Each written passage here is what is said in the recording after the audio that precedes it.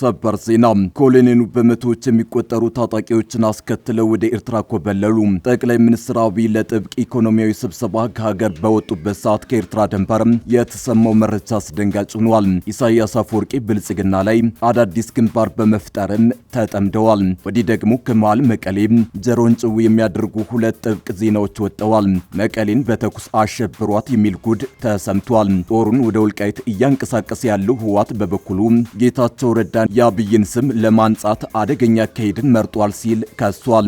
ይህ አንድ አፍታ ሚዲያ ነው። መቀሌ ላይ በተኩስ እያሸበሩ ነው ሲል ህወሓት ከሰሰ።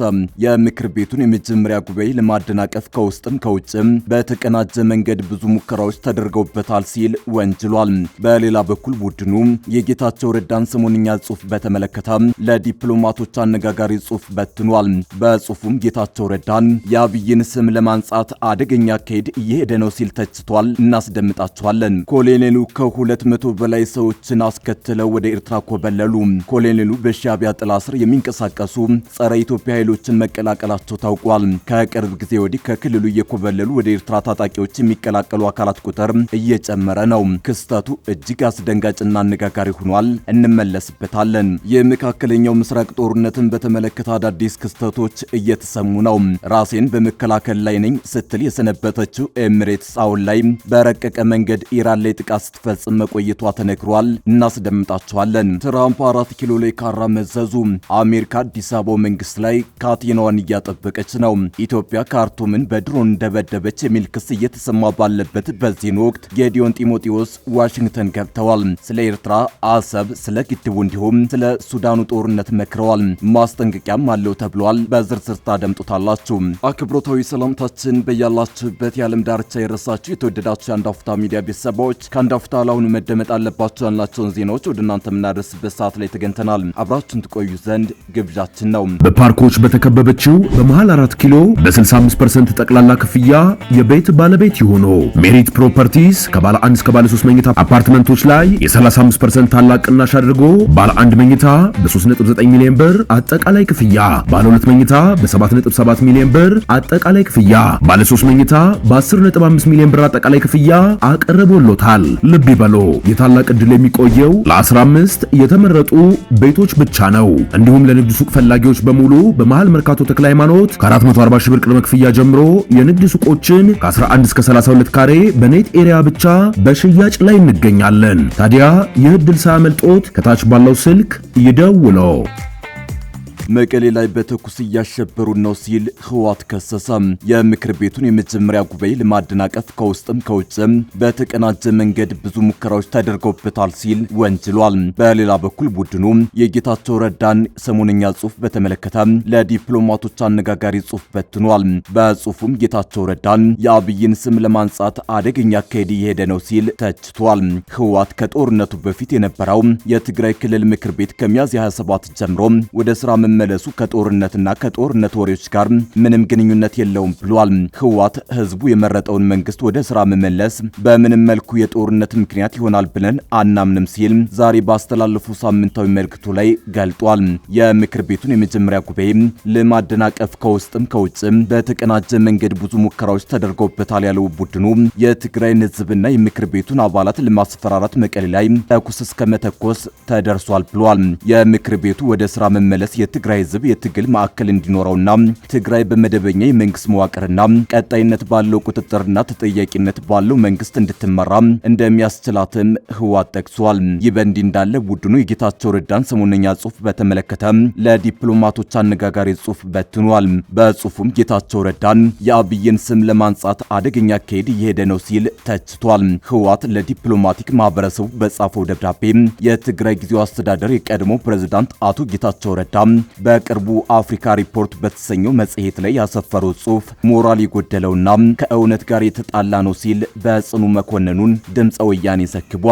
ህወሓት ባወጣው መግለጫ አቶ ጌታቸው ረዳ ትግራይ ወደ ጥፋት አፋፍ እየተመራች ነው በሚል ርዕስ ያሰፈሩት አተታ የጄኖሳይድ የሞትና የውድመት ሰለባ የሆነውን የትግራይ ህዝብ የሚወቅስ ነው ብሏል። ድርጅቱ አክሎም የተግባር በእጁ የትግራይ ህዝብ ደም ያለበትን የአብይ አህመድን ስም ለማንጻት የተደረገ ዝቅተኛ ተግባር ነው ሲል ሲል ከሷል። እንደ ድምፀ ወያኔ ዘገባ ህወሓት በዚሁ ለዲፕሎማቶች በበተነው ጽሑፍ አቶ ጌታቸው ረዳን የሐሰት ፈጠራዎችን በማውራት የተዛቡ መረጃዎችን በማሰራጨት እንዲሁም ሆን ብለው የፍትህ መንገድን ለማደናቀፍ እውነትን በመደበቅ ወንጅሏቸዋል። የጄኖሳይዳዊ ወረራውን ታሪክና ትረካ አዛብተው መጻፋቸውም ህሊና ካለው ሰው የማይጠበቅ ተግባር ነው ሲል ህወሓት በመግለጫው ጠንከር ያለ ሂስ ሰንዝሯል። አቶ ጌታቸው ረዳ ባለፈው ሳምንት አሁን ያለው የህወሓት አመራር ካለፈው ጥፋት አልተማረም፣ ትግራይን ወደ እልቂት እየመራት ነው ብለው መክሰሳቸው ይታወሳል። ኮሎኔሉ ከ200 በላይ ሰዎችን አስከትለው ወደ ኤርትራ ኮበለሉ። ኮሎኔሉ በሻዕቢያ ጥላ ስር የሚንቀሳቀሱ ጸረ ኢትዮጵያ ኃይሎችን መቀላቀላቸው ታውቋል። ከቅርብ ጊዜ ወዲህ ከክልሉ እየኮበለሉ ወደ ኤርትራ ታጣቂዎችን የሚቀላቀሉ አካላት ቁጥር እየጨመረ ነው። ክስተቱ እጅግ አስደንጋጭና አነጋጋሪ ሆኗል። ከፍተኛ ኃይል አስከትለው ኤርትራ የገቡት የአፋር ፌዴራሊስት ዲሞክራሲያዊ ፓርቲ ከፍተኛ አመራር የሆኑት ኮሎኔል ያዩ ዋሊህ ናቸው ተብሏል። ኮሎኔሉ ወደ ኤርትራ የገቡት 400 ታጣቂዎችን አስከትለው መሆኑን የሚያመላክቱ መረጃዎች ወጥተዋል።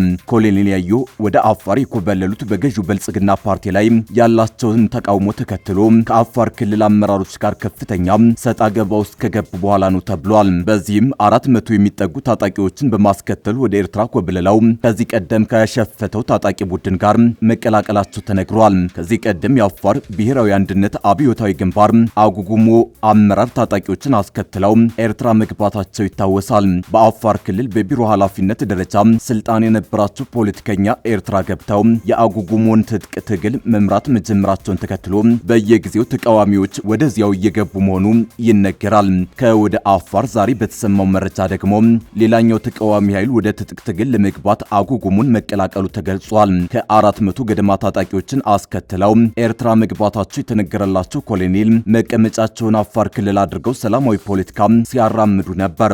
መሰረታቸውን አፋር ክልል አድርገው የሚንቀሳቀሱ የፖለቲካ ኃይሎች ከቅርብ ጊዜ ወዲህ ወደ ትጥቅ ትግል እየተሳቡ ነው። ወደ ኤርትራ የሚገቡ ቡድኖች ከጊዜ ወደ ጊዜ ቁጥራቸው እየጨመረ መሆኑን የሚያመላክቱ ምስላዊ የታጠቁ ቡድኖች መረጃዎች መውጣታቸውን ቀጥለዋል። በተለይ አጉጉሞ የተሰኘው ታጣቂ ቡድን ኤርትራ ውስጥ እያደረገ ያለው ተዋጊ ኃይል ስልጠና እየሰፋ መሆኑ ይነገራል። በሻዕቢያ ድጋፍ የሚደረግለት አጉጉሞ የሚንቀሳቀሰው በቡሬ ግንባር በኩል መሆኑን መረጃዎች አመላክታሉ።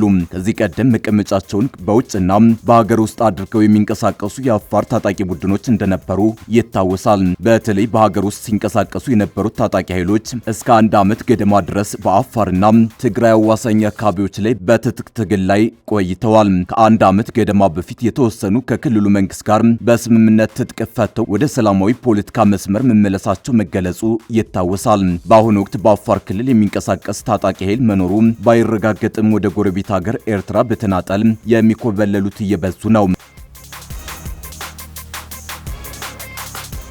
የኢትዮጵያ ልዑክ ስለ ህዳሴ ግድብና ቀይ ባህር ከአሜሪካ ባለስልጣናት ጋር መነጋገሩ ተገለጸ።